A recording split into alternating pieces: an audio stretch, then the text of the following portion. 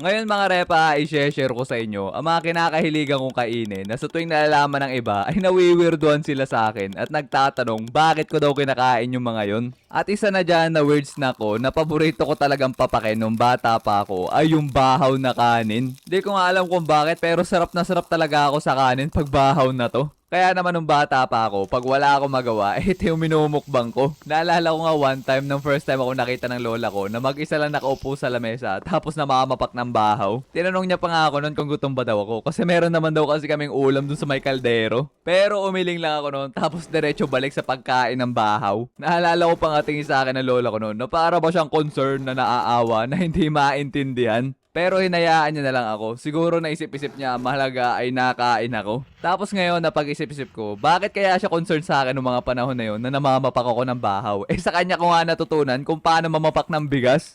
Eto naman sunod na paborito kong kainin nung bata